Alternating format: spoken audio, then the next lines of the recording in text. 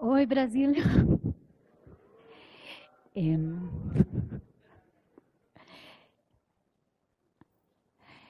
Hoy voy a hablarles de educación, de UX y de futuros, de algunas cosas que se hablaron en el panel de ahora,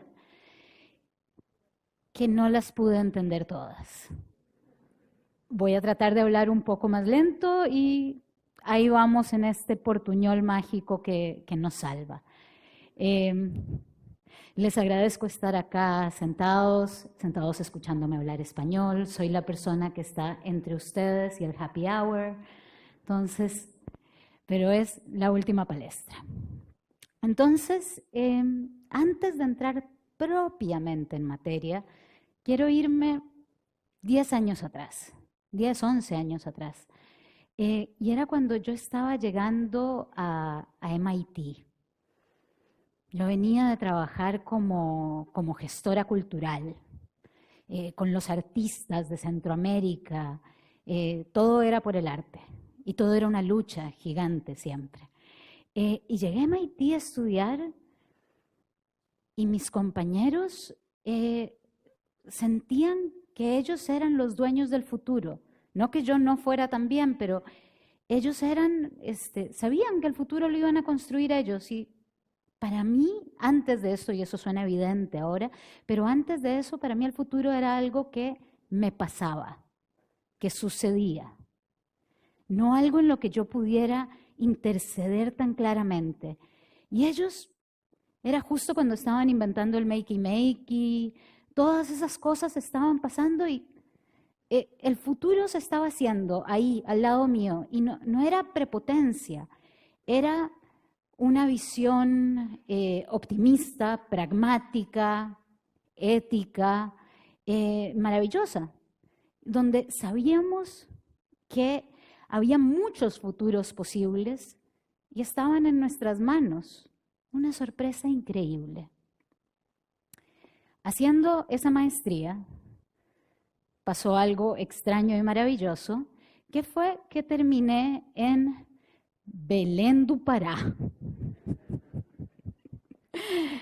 Hice mi tesis hace 10 años sobre Tecnobrega.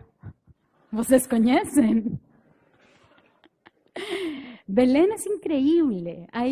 Había 140 bandas, 1.700 conciertos al mes, 700 sound systems, 4.300 fiestas al mes.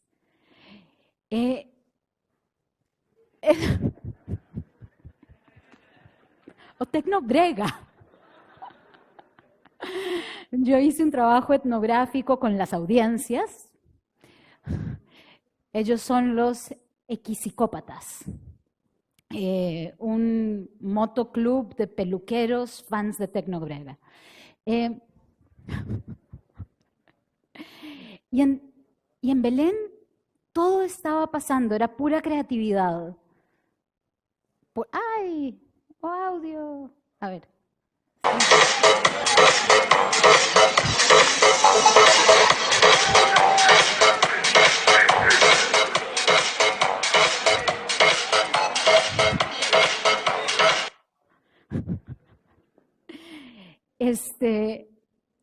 Aprovechaban todos los recursos para reinventar la manera en que se estaban relacionando con la industria de la música.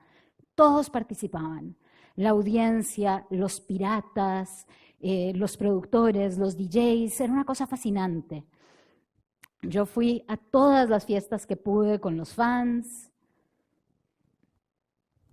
A moda da Costa Rica está aqui com a gente, fazendo pé. Um abraço!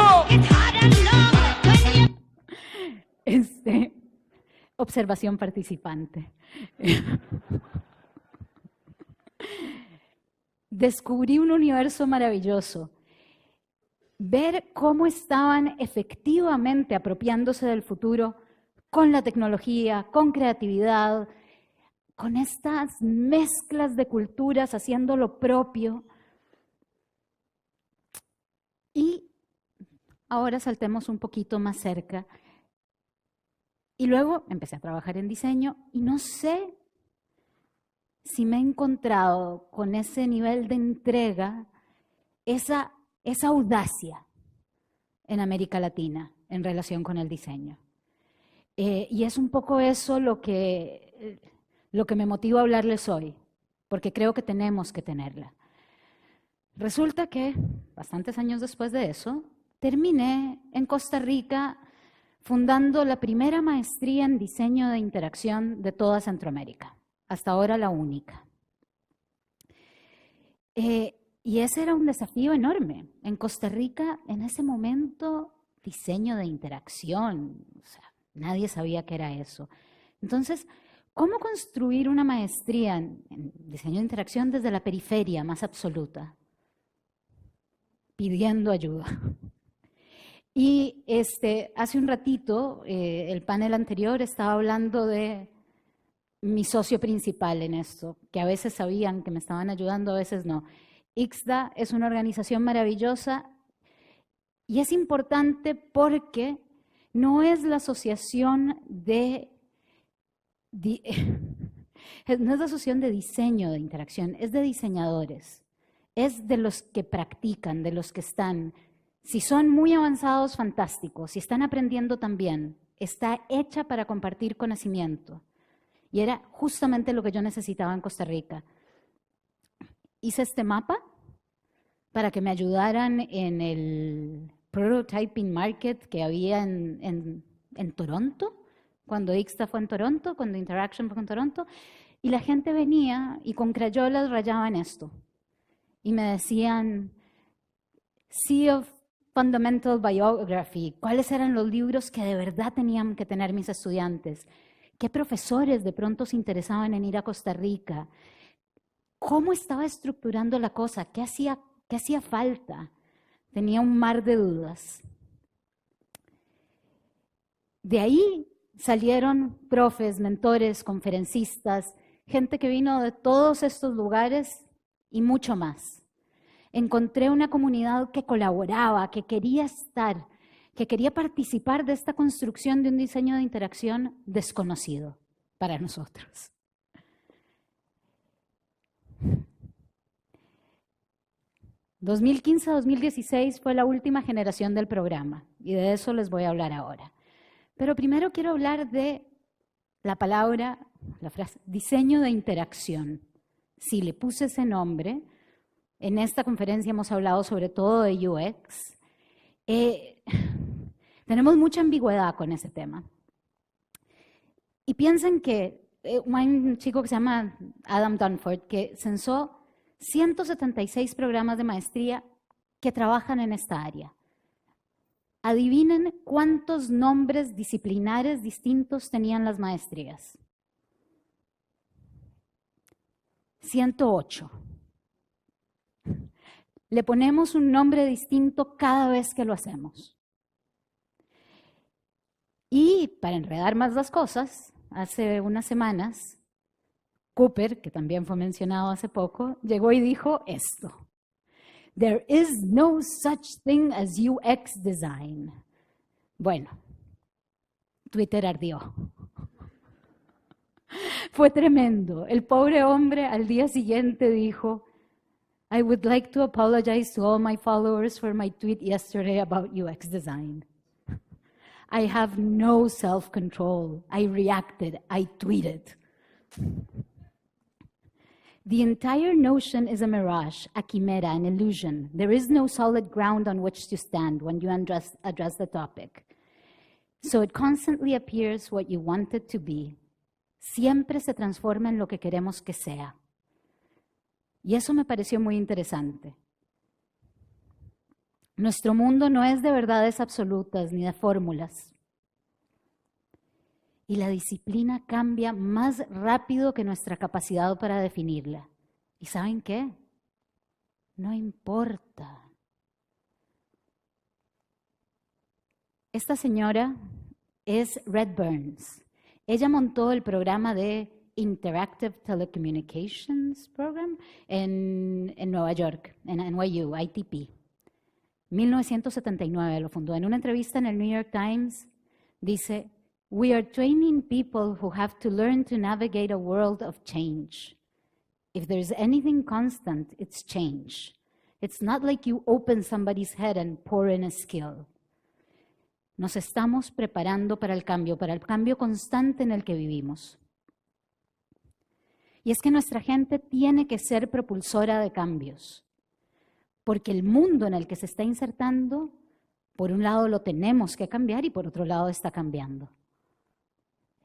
Leah Bewley en el 2015 publicó un estudio que hizo una encuesta grandísima con con empresas de Fortune 500 y una de las preguntas era ¿cuáles eran las barreras para que UX tuviera más impacto?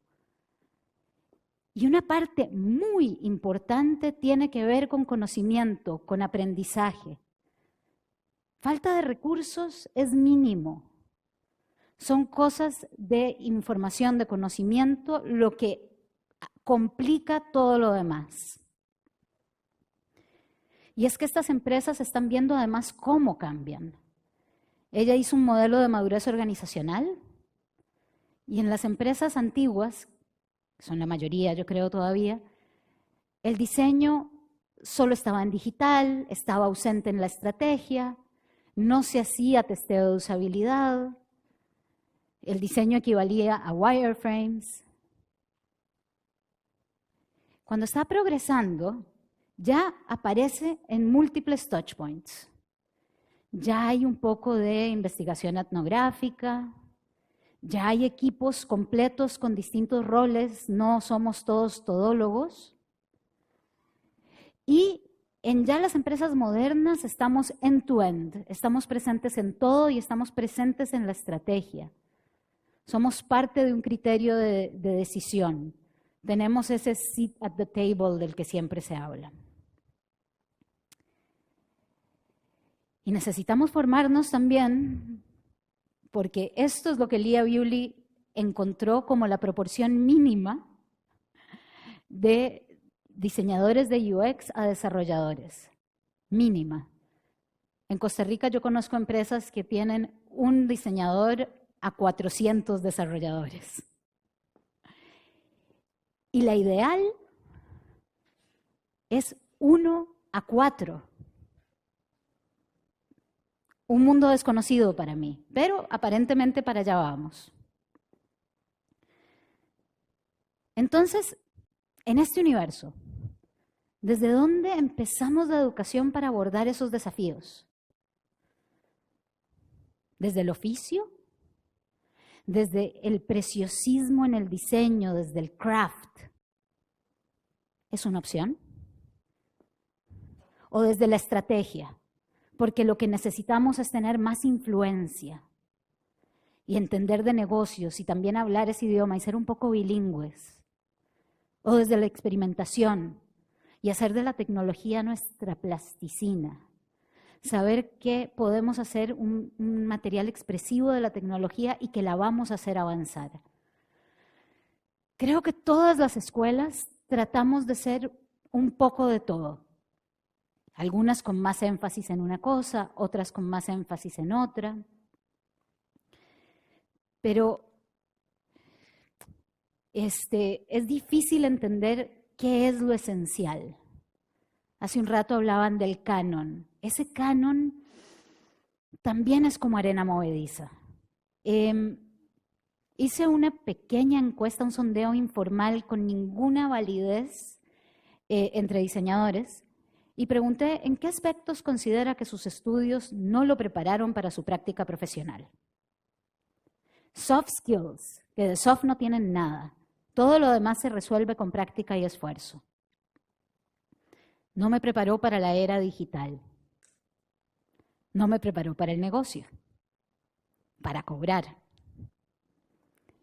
para lo cambiante y dinámica del área, para UX, UCD, HCI, habilidades blandas, cometer errores, aprender de los errores, etc. En mayúsculas, tal cual el participante lo puso. En lo único que tenemos un consenso claro es que no hay consenso sobre el conocimiento básico requerido. Y esto lo hemos visto en diversos estudios. Kim Goodwin estuvo hablando de eso hace unos años, El estudio de este chico de Adam Radford es una locura cuando ya vemos la parte de contenidos. Pero también sabemos que para salir a ser un chofer de Photoshop bastaría con estudiar un grado técnico y no una licenciatura. Y es que es cierto, necesitamos diversos tipos de educación porque nuestras necesidades son infinitas en este momento. Y entonces la gente se encuentra con anuncios de este tipo. Earn double as a UX designer, ¿verdad? ¡Wow! ¿Será cierto? Ese curso venía con 2 horas y media de video. Entonces sí, creo que necesitamos toda la educación posible, en todos los formatos, viniendo de todo lado. Pero que sea clara y honesta en su promesa. Que sepa la gente qué pedacito de todo este enredo está aprendiendo en ese momento. Y que sea riguroso y experimental, que esas cosas estén presentes. Y que sienta las bases para crecer. Y en realidad esto, para mí, tiene que ver con que no sea una sentencia. Que no sea un esfuerzo tan enorme hacerlo y me deje tan sin otras posibilidades que esa persona más bien le limite la posibilidad de crecer. En educación apenas sentamos las bases para algo. Y es que nos importa mucho la educación. Ayer Carolina Leslie hizo una presentación fantástica de la encuesta que hicieron acá en Brasil y el tema de educación salió varias veces. Salió como los mayores desafíos de mi propio conocimiento, de encontrar gente calificada. Salió también el tema de la calidad. Necesitamos, y solo estudiando lo vamos logrando, desarrollar criterio para entender qué estamos leyendo en medio de tanto ruido. Y es que en América Latina tenemos un tema con la educación. El 68% de los estudiantes que inician pregrado no lo terminan. Pero en este tema, la educación también es parte de los mayores orgullos. Y seguir aprendiendo nos encanta. Y enseñar nos encanta. ¿Cuánta gente acá enseña? ¿Ok? ¿Cuánta gente acá enseña aunque no sea formalmente? Algunos más. Ahí vamos. Yo creo que en América Latina todos los que hacemos también nos toca enseñar. Apenas vamos aprendiendo, vamos enseñando. No tenemos otra opción. Porque la industria, la disciplina, se nos hizo grande más rápido de nuestra capacidad para formarnos. El cambio sucedió y tenemos que responder a una serie de expectativas. Expectativas nuestras también. Y en ese momento lo que sirve es la comunidad. La comunidad viene al rescate. Ayer el grupo, los palestrantes, tenemos un grupo de WhatsApp. Muy elegante. Ayer alguien, que no voy a decir su nombre porque no le pedí permiso, puso esto.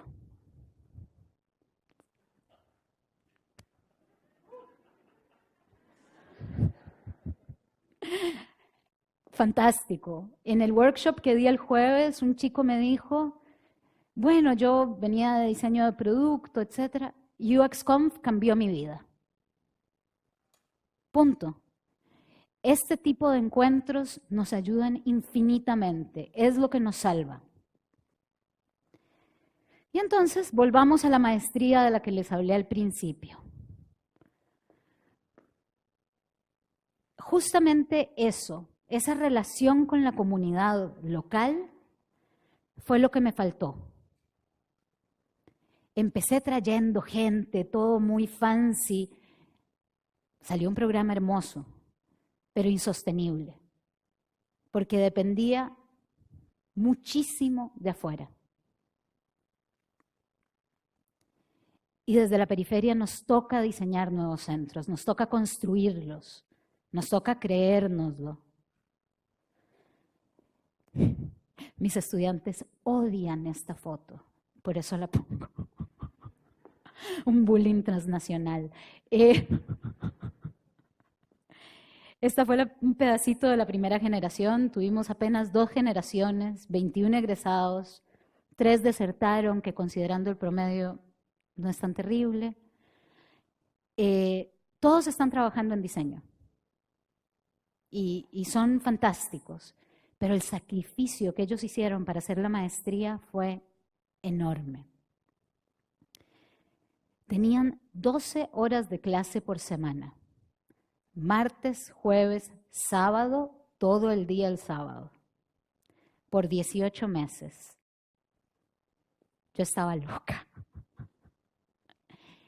Y al principio yo me enojaba cuando ellos no cumplían, porque empatía cero, ¿verdad? Hay momentos en los que uno nada más quiere que las cosas funcionen como se las imaginó. Y mi promesa era que la experiencia iba a ser lo más cercana a irse a estudiar afuera, sin irse a estudiar afuera.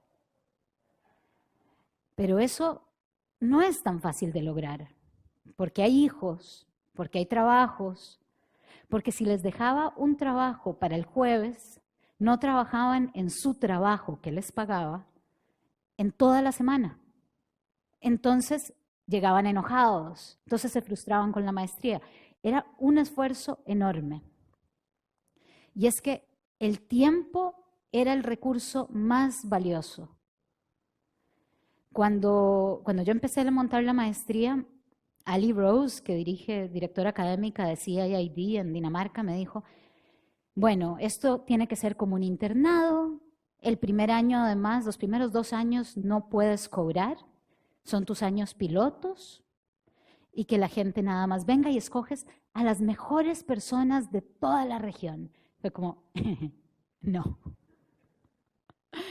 Tenemos un problema. Nosotros, cuando nos quedamos a estudiar en América Latina, rara vez lo hacemos full time. Entonces, no tenemos esas experiencias inmersivas. Y yo no sé hasta qué punto la inmersión es posible sin, la transformación es posible sin la inmersión.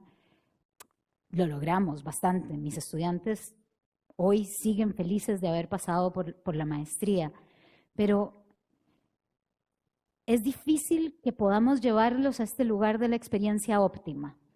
No sé si ustedes conocen este gráfico, es el gráfico de Flow, que en español lo tradujeron como la experiencia óptima, de Mihaly Csikszentmihalyi.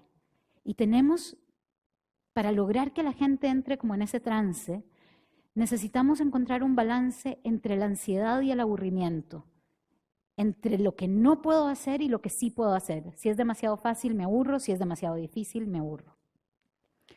Y construir eso es muy delicado.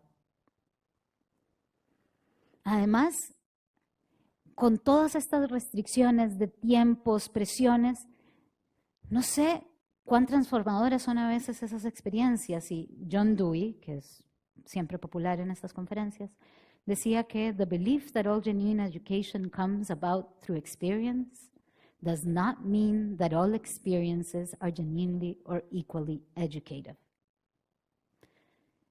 Entonces, ¿cómo vamos construyendo eso? Y entonces a veces en medio de todas esas restricciones se nos olvida que el diseño y la educación son espacios para experimentar. Y hace unas semanas me encontré, ¿conocen a Brenda Laurel? Es una de las mamás de la disciplina también, búsquenla, es maravillosa, soy una absoluta fangirl. Ella en sus clases de research hace un bias box y le dice a los estudiantes que pongan sus bias ahí al principio de la investigación. Cuando resulta que todas sus hipótesis no eran ciertas, cuando se ven confrontados con una realidad, eso es tremendo, los quema. Quema el bias. ¡Qué fantástico! ¿Qué manera más hermosa de enseñar la rigurosidad de la investigación? Poniéndole una capa de poesía, poniéndole una capa de juego. esa audacia, esa libertad a veces se nos va de las manos. Entonces, yo no sé cuánto estamos diseñando esas experiencias transformadoras. ¿Cuánto estamos, y acá otro modelo, el último, cuánto estamos haciendo que la gente efectivamente pase por ese abismo para que luego pueda salir transformado? ¿Cuánto hacemos para que se entreguen y cuánto nos obligamos nosotros mismos a entregarnos a esa frustración para poder salir de ahí? Aprender es tomar riesgos. Necesitamos atrevernos a hacerlo. Es difícil. Y aquí paso al Student Design Challenge, también de ICSTA. Ahora se llama el Student Design Charrette. Y si hay estudiantes acá, búsquenlo. Este es el concurso mundial de estudiantes de diseño de interacción. Yo lo copresidí 3 años. Bajamos las barreras de entrada para que los países que no tenían programas formales en diseño de interacción participaran. Hicimos un esfuerzo adicional para que la información llegara a América Latina. Tratamos muchísimo de que la gente de la región participara. En 3 años recibí 2 postulaciones de América Latina. Mis estudiantes me prometían que iban a participar. Yo no era la jurado. Nunca participaban, no se atrevían, querían y no se atrevían. Yo que veía el resultado de los estudiantes de todos los países, veía que había cosas mejores, había cosas peores, pero que perfectamente estaban capacitados para competir ahí. No se habían apropiado de su rol. Se habían autoimpuesto una barrera por esto de estar en la periferia. Entonces, ¿qué hace que nuestros estudiantes no se atrevan a competir en esa escena global? ¿Y qué podemos hacer para que sepan que los necesitamos inventando futuros? Porque es una necesidad. Y acá quiero ir a otro de los padres de nuestra disciplina, a Bill Moggridge, que dijo, poca gente sabe o está consciente, pero no hay nada que haya sido hecho por los humanos que no involucre una decisión de diseño en algún lugar. Por eso los necesitamos. Bill Moggridge murió en el 2012, creo. Y en uno de sus obituarios, que fueron muchos, dijeron, su legado es el de taking chances, ver la promesa, la posibilidad, entender la necesidad, visualizar esos futuros y todo lo que está en el medio. Es muy raro terminar una charla de futuros y de diseño con un obituario. Pero de alguna manera nosotros también somos el legado de Bill Moggridge y tenemos que hacerle justicia a esos inicios de nuestra disciplina. Muchas gracias. Salva de palmas vigorosa para Ana Dombi, por favor. Gracias. Muchas gracias.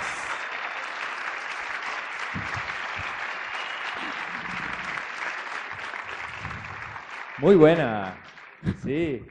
E agora, para finalizar, umas perguntitas mais. Vocês podem fazer as perguntas em português? Eu acho que vou compreender. Claro que vai. Lá temos uma pergunta. O sol, lo voy a hacer en portugués, español. por favor. Sí, por favor, en portugués. Por Te la hago favor. fácil. No. Dale. No es tanto una pregunta, pero sí es un comentario por ahí para debatir. Con esto de la periferia. Cuando hablabas de eso, lo primero que se me ocurrió fue, ¿por qué consideras que estamos en la periferia? Y me gustó que decías que tenemos mucha riqueza propia y que sí, que por ahí la maestría tendrías que haberla concebido con talento local. Pero con esto de la periferia, a mí a veces me toca hablar afuera. Hablé en Estados Unidos, hablé en Finlandia, y yo cuando hablo afuera siento la presión adicional de que vengo de Argentina. Tengo la presión adicional de tener que dar mejor contenido, porque Sí, nosotros claro. somos menos, Sí, ¿no? nos pasa. Eso. Es una tontera, pero esa presión nos Es pasa. como claro, eso. Y yo en Brasil, viniendo de Costa Rica, o sea, dimensionemos tamaños, ¿verdad? Sin embargo, creo que hay una fortaleza en venir de la periferia y hay una libertad de que necesitamos inventar un montón de cosas. Pero en la medida en que no tengamos una red local todavía establecida, que la industria todavía está en pañales en muchos lugares, sí es una periferia llena de posibilidades. Pero hay mucho para debatir de las cosas que dije. Una más.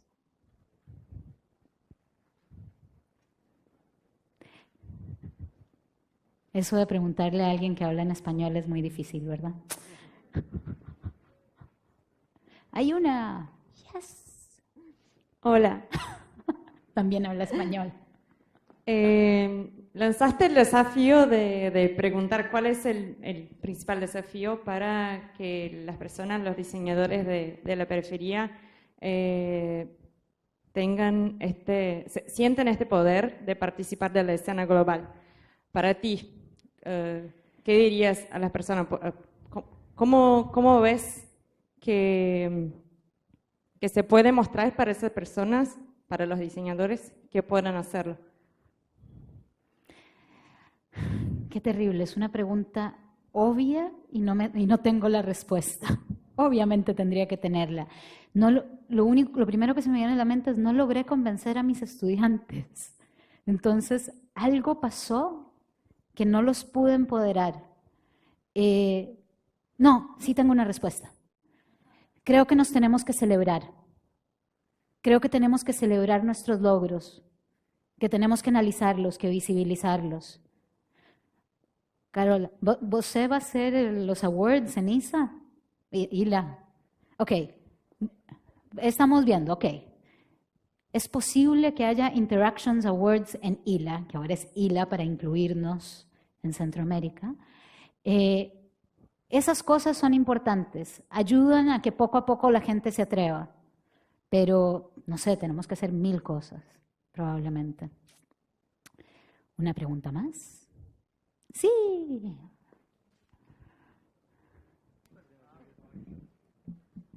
Hola. Tú hablabas mucho un poco de la periferia, ¿no? Ajá. Si tuvieras que hacer todo de nuevo, ¿cómo lo harías? Porque tú estabas hablando mucho de que existía este desconocimiento, o sea, de la carrera de interacción, de UX, UI. Entonces, ¿cómo harías si tuvieras que hacer de nuevo todo, teniendo en cuenta la experiencia que ya tienes, ¿no? Con todo esto que nos cuentas. Lo primero es que me hubiese vuelto una activista local mucho antes. Traté de hacer eso un poco, pero creo que ese era el principio. Lo cierto es que la oportunidad de montar la maestría me la dieron y tenía que arrancar. Entonces, eso sería lo primero. El horario lo haría menos pesado. Tendría más claridad de enseñarles a lidiar con ese cambio, más que tratar de meterles muchos pedacitos de conocimiento, con tal de lograr que ellos pudieran profundizar un poco más en la experiencia. Esas son algunas cosas, pero por algo no he vuelto a montar una maestría todavía, no lo tengo 100% claro. Una última pregunta de 14 segundos. Muito obrigado. Palmas! Palmas para essa última contribuição, a última contribuição do evento. Muito obrigado, Ana. Muito obrigado pela sua palestra.